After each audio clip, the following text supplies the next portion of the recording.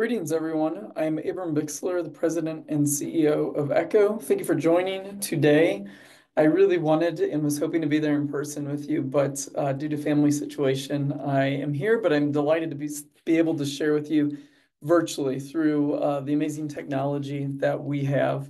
I'm the president and CEO of Echo, and Echo, if you don't know, is a Christian agricultural technical resourcing and networking organization. We do a lot of the research and development to help other organizations and individuals be more successful in the field. So it's our joy to help serve you be more successful as you work with smallholder farmers and their communities.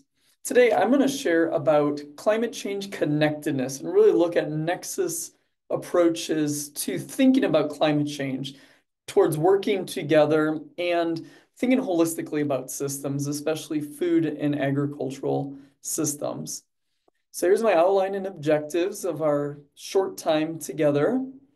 One is to think beyond adaptation and mitigation to the higher order thinking of resilience. So that's the first major objective of this talk. The second one is to recognize the nexus between food, water, and energy that is existing. And not only is this existing, but it affects and is directly affected by climate change.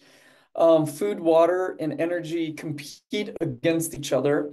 And so I think it's really important that we talk about trade-offs and we move to optimization and also minimization of trade-offs in our thinking. Because there's no such thing as a silver bullet in agriculture and water sanitation and community development. It's always a really delicate balance between best case scenarios and minimization of trade-offs, as many of you know and have probably experienced in your own life.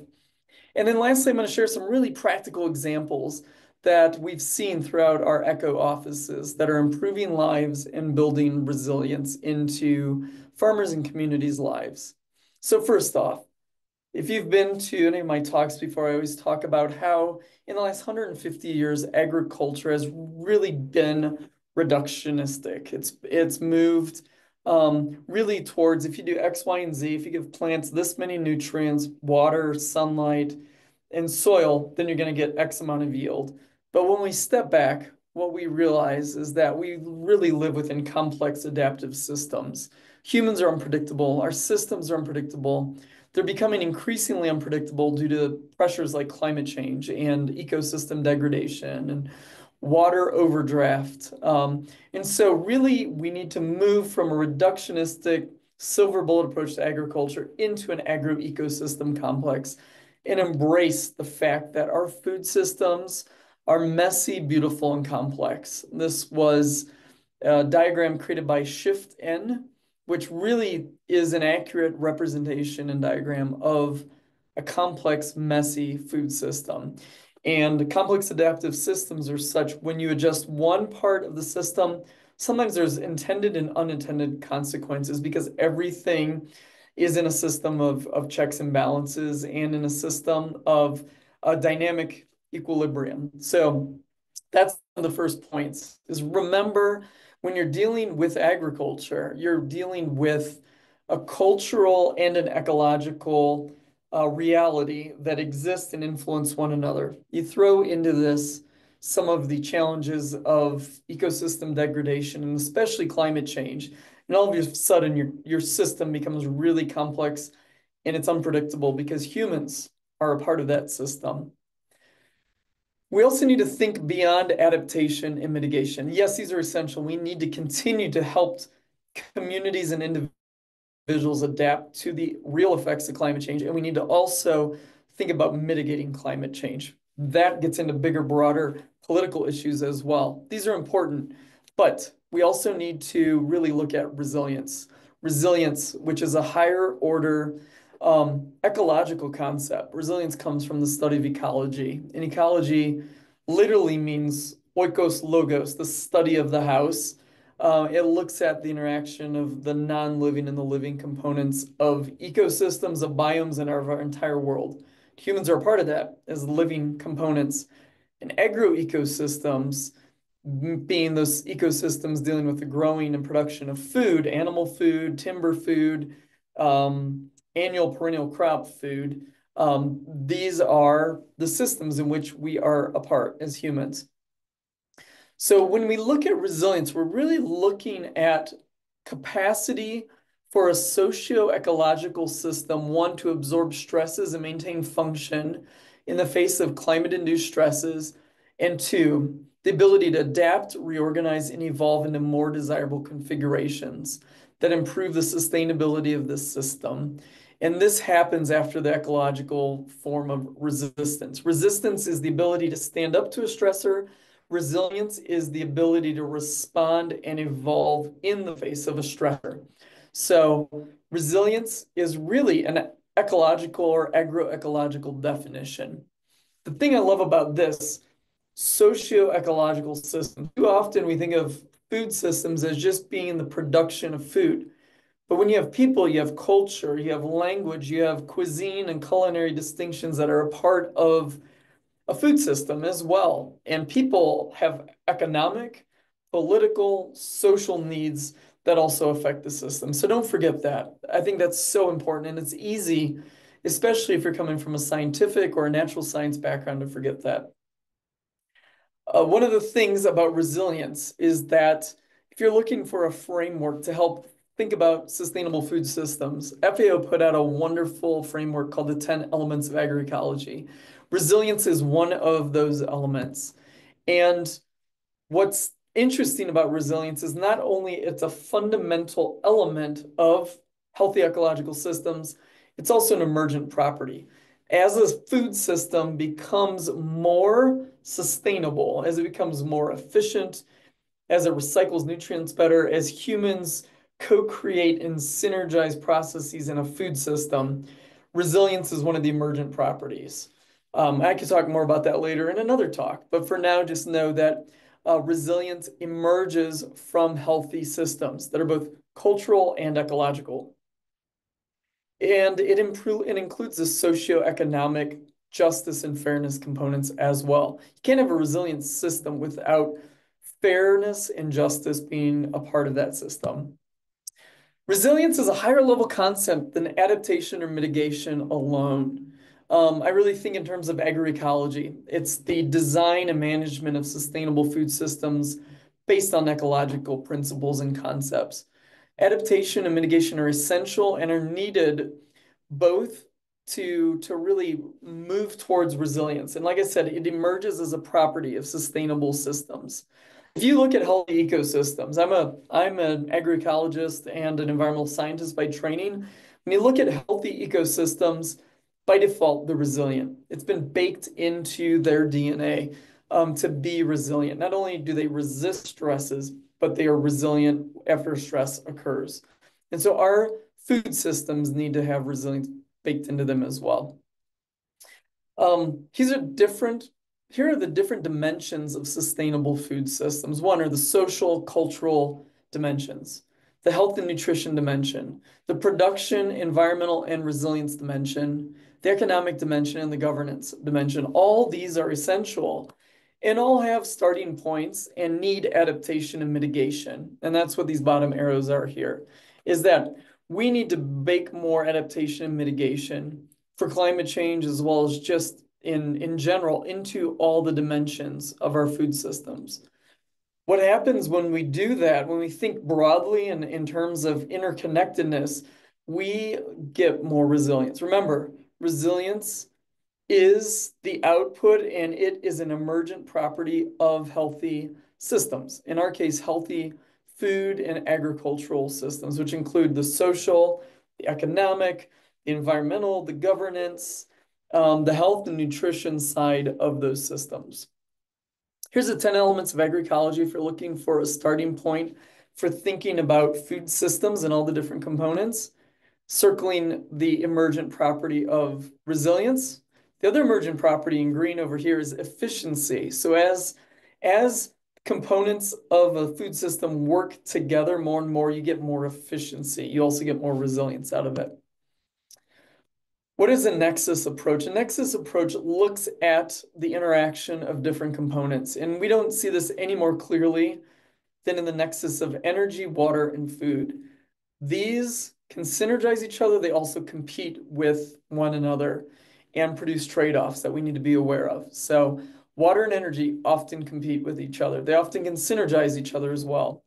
Food and energy compete and synergize, and water and food compete and synergize, especially when you look at our global usage patterns of energy, water, and food together. And I'll come back to this with some practical examples. What are some environmental factors in food system sustainability? Remember, we have to look at the food, water, energy connexus, food, water, energy nexus. I just made up a new word, connexus. When you combine connections and nexus, you get a connexus. We have to look at them together as a holistic system. We have to also ensure that one approach that benefits one sphere doesn't deplete the other sphere. We see this a lot when you look at energy derived from biomass. Biomass, that is dead plants and animals, often fuel so much energy around the world, and yet biomass is essential for building up healthy soils. Both compete and can synergize climate change. And so this is really something to be aware of. And I'd say we have to move from our thinking of solutions to optimization and trade-off reduction.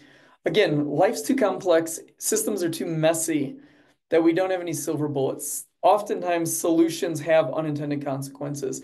So we, thinking holistically, need to reduce trade-offs. The older I get, the more I realize life is just a series of reduction of trade-offs in order to optimize the outputs across all the dimensions.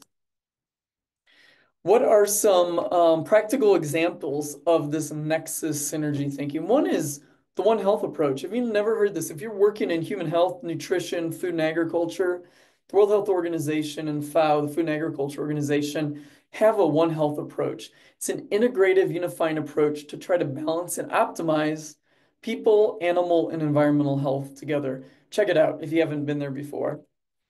Another great starting point, if you need just a thinking starting point, take a step back and think in terms of natural resource management. Everybody should take an introduction to environmental science class. I'm biased because that's my whole career and educational background. But seriously, if you're working with communities, one of the best guides I've seen for natural resource management, participatory approaches to such, is one that was put up by USAID, Modernizing Extension and Advisory Service, and developed by the Catholic Relief Service, CRS, called Natural Resource Management. Available for free online or ecocommunity.org. What are some examples? How have we seen this in action? I'm going to offer 3 examples from our 3 different offices around the world. In ECHO West Africa, which is based in Burkina Faso, in Ouagadougou, they work throughout the sub-Saharan Francophone West African context. They suffer tremendous periods of drought. One of the approaches that they have started using is low-cost waste optimization into biochar. If you don't know, biochar is the pyrolysis of organic matter into carbon. The carbon can then be added with compost and turned into a moisture-holding, nutrient-improving substrate that you use to improve plant growth. The other thing it does is holds on to water better. So they started biochar just about a little under a year ago. Here's 2 farmers that are using a 200-liter drum to produce biochar of waste materials. These are corn cobs, which otherwise are just burned in the field. You can see the pile behind them. Not only have they used that, but they are also pioneering a rapid composting method. They can make compost in as little as 2 to 3 weeks. What compost does is gives you the organic matter substrate to hold on to nutrients, to hold on to water, which provides an extended growing season as well as some resilience to climate change and the uncertainties of rainfall patterns. This is Foundations for Farming. Many of you use this. Not only is our team in West Africa training trainers on Foundations for Farming, they're also integrating the biochar that they are creating into the planting pits. Why? Because it gives you more water holding and nutrient holding capacity when you use biochar in your planting pits that builds your resilience over the course of the growing season. The other nexus that they're doing is integrating a new seed bank into it. So they have a seed bank and they are teaching on local community adapted seed preservation techniques as well as seed banks. Why? for the preservation as well as conservation and use of climate change adapted varieties that are local and open pollinated, giving communities and farmers the ability to save their own seeds that may be adapted to climate change is going to help improve the overall resilience. One of the problems that occurs is that, remember, food systems are socioeconomic as well. And here's a great example of that. This producer, Adama, learned and used the foundations for farming technique, started using some improved open pollinated varieties, saw an abundance of yield. Problem that came with it is that there was no established market. So again, we have to reduce trade-offs. So that's the next step, is building these resilient mechanisms into the entire framework and fabric of a sustainable food system, which they're working on. Okay, so what's the nexus approach here? One, biochar uses waste residue, which is great. You can use basically anything that contains carbon. Hopefully that's a waste, and otherwise farmers would be burning in their field. You turn that into soil stable carbon that can exist for, we think, thousands of years. When you use it in conjunction with the planting pits for something like foundations for farming, you increase the water and nutrient use efficiency of those plants. Improved composting reduces the time and increases the nutrient load. When you mix the biochar with the composting, you get a synergy of results. They're using seed banks and helping and training on local seed banks to find better crop varieties that are climate change adapted to extend their ability to reach resilience. The seed bank also is used to find new crops for biochar. If you can find locally adapted crops that are better and create more biomass to make more biochar, you get a synergy happening there. What's the trade-off? In most places, residue is used for mulch. It's used for biochar. It might also be burned. So there's a trade-off. Are you going to leave the crop residue as mulch to decompose and add nutrients, or are you going to use it to make biochar? That's the trade-off you're going to have to deal with in a system. And a lot of this requires listening, participatory understanding, as well as experimentation in a low-risk environment. In East Africa, we're going to look at some nexus approach. The first one is you see one of our trainers training on chaya. If you don't know, chaya is a perennial vegetable.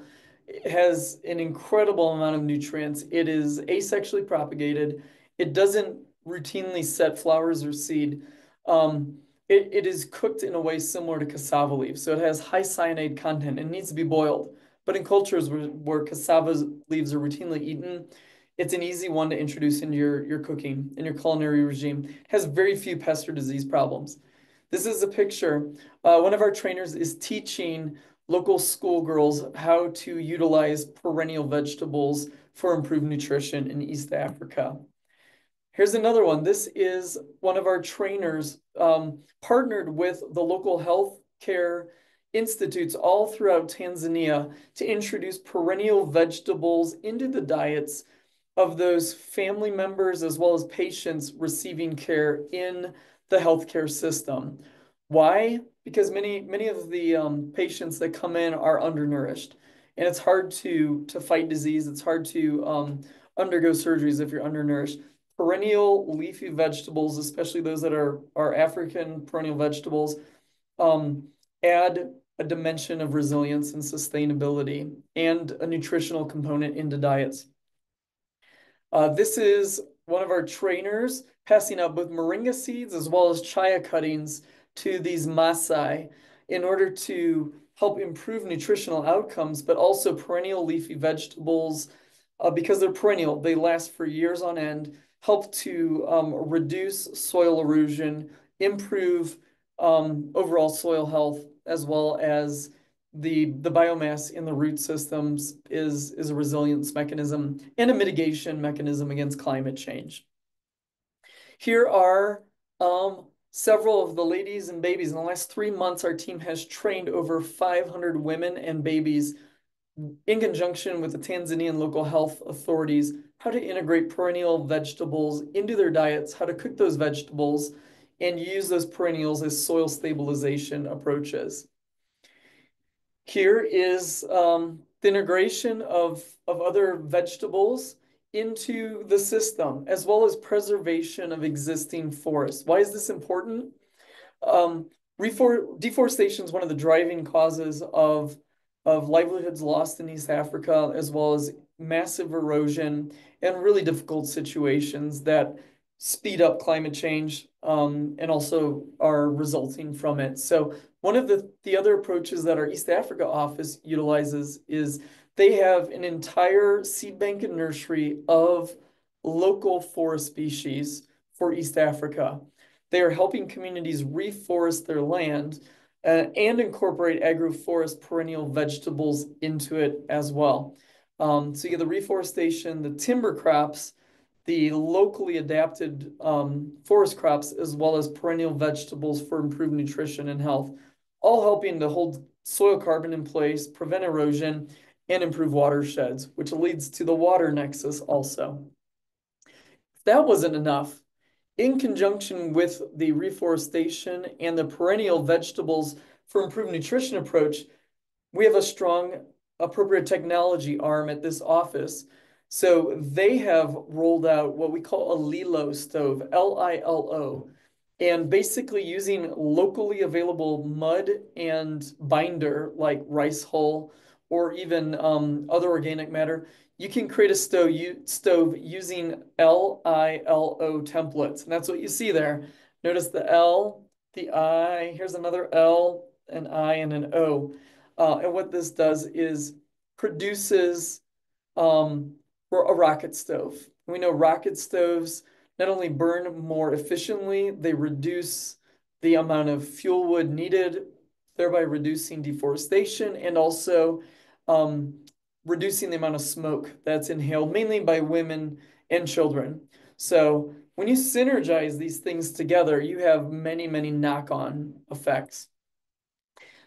If that wasn't enough, our East Africa office is also integrating a local seed bank and seed bank training and capacity building effort into all these approaches. So they are looking for adapted or locally adapted seeds and species to not only improve nutritional outcomes that are adapted for climate change in particular environments, but also they're looking for seeds like these lab green manure cover crops to improve soil carbon sequestration and overall soil health, thereby helping communities and farmers adapt to climate change and building resilience.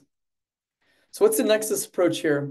They have a focus on health and the incorporation of neglected and underutilized species into diets via trainings at their health centers throughout all of Tanzania and also more broadly in East Africa. They utilize adapted perennial neglected and underutilized species. Like I said, perennial vegetables and NUS can help sequester carbon, improve soil health, return and restore watersheds as well. The Lilo rocket stoves improve efficiency, reduce smoke, and reduce deforestation. In conjunction, they have a perennial nursery and a reforestation focus, which has a bigger knock-on effect of improved watersheds, thereby improving resilience. The seed bank offers open pollinated, improved climate change adapted varieties. What's one of the trade-off? You have to think socio-ecologically, right? Do perennial, neglected, and underutilized species, for all their nutritional and watershed benefits, do they require more time? I once heard it said there's usually a reason why neglected and underutilized species are neglected and underutilized. One of them often is that they require more time to cook and maybe more time to prepare. So that's a trade-off to be aware of in this situation. Lastly, at Eco Asia, another nexus. This is a pit biochar kiln being used in Myanmar. And so they've had a lot of focus on improved and easier biochar techniques. Again, if you remember from West Africa, biochar is basically really high quality carbon and charcoal that you mix with organic matter to improve water holding capacity, to improve the ability for fungi and other microorganisms to inhabit pore space of that charcoal. Here they're doing it not only to improve soil health as a soil amendment, but here they're using it. This is a picture in Myanmar of the Karen people sorting biochar to get the highest quality activated charcoal which they can then include in a water filtration system. This blue barrel system was developed by a PhD student at Colorado State University named Dr. Josh Kearns through Aqueous Solutions. Echo found out about it. We have now helped to spread this very simple, very effective tertiary cleaning water system. So this is in Myanmar, where there are very few safe and clean drinking water access points. Here you see them sorting and grading rocks as well as gravel it's a 4-barrel system, so there's various physical straining that happens in the water before it moves into a biosand filtration unit, before it runs through a biochar filtration unit to remove actually synthetics and other organic materials before it's safe to drink. So here you can see in Myanmar, where there's very little access to safe drinking water using the biochar. And here's the finalized system that they're using at the village level to produce verifiably clean drinking water using the biochar and using, in this case, native species to create that biochar. Not only is Eco Asia teaching on water filtration systems that use biochar, and they're teaching on the benefits of biochar for soil improvement, they also have a seed bank that's really one of the flagship local seed banks. Here it is on the right at the NGO level. So this is the Eco Asia Seed Bank with Patrick, our director of Asia, and Paul, our seed bank manager. Catalina's our new Central American Caribbean director, learning how to do seed germination techniques. But this seed bank is on the lookout for locally adapted, climate change adapted, high nutrition crops. They're also on the lookout, and they have an agroforestry focus, and part of that is a bamboo sedum. So within the small farm center that Eco Asia manages, they have a bamboo sedum. It's an arboretum for different bamboo species. Why bamboo? Bamboo is a fast-growing, high-strength, multi-purpose grass. It also makes excellent biochar, and it works really well to help restore and conserve eroded watershed areas. So not only can you plant bamboo to help restore watersheds in Asia, you can use the bamboo for making biochar, further synergizing it. Agroforestry allows them to add neglected and underutilized species into the mix while building ecological resilience into a particular food system. What's the nexus approach here? Asia has a focus on soil health and resilience through innovative biochar techniques. They utilize biochar and tertiary blue barrel water systems as well. There's the water point and the human health. You can see the human health is all coming together through this. They have a perennial nursery and an agroforestry focus, which really not only improves lives and nutritional outcomes, but also watersheds. The seed bank offers open pollinated, improved climate change adapted varieties that are higher nutrients, and their bamboo sedum offers bamboo cuttings for network members in Asia-focused bamboo for not only biochar, but fiber, forage, as well as for fuel. The trade-off, whenever you have agroforestry, whenever you have perennial systems, they typically are slower and have lower yields. So it's all a balance, right? It's all about optimizing the different strategies and options. And so what I would say is think broadly. Think about your territory. Think about your particular context. Which climate change adaptation and mitigation responses are most suitable for your particular regions, for your particular communities? Everything in agriculture is incredibly contextualized to your soil type, your precipitation, but the language and the cultural preferences as well. Think about higher order resilience. Remember that trade-offs exist. We all need each other. We as ECHO are here to support and serve. We're here. We have seen 45 years of different approaches work and not work in different contexts. We're here to help you synergize and strategize to make you better. So thank you. If there's any questions that you might have, hopefully I'll be able to answer those online. If not, my email is abixler@econet.org. It's been a pleasure to be with you, and I'm grateful to be here. Thank you so much.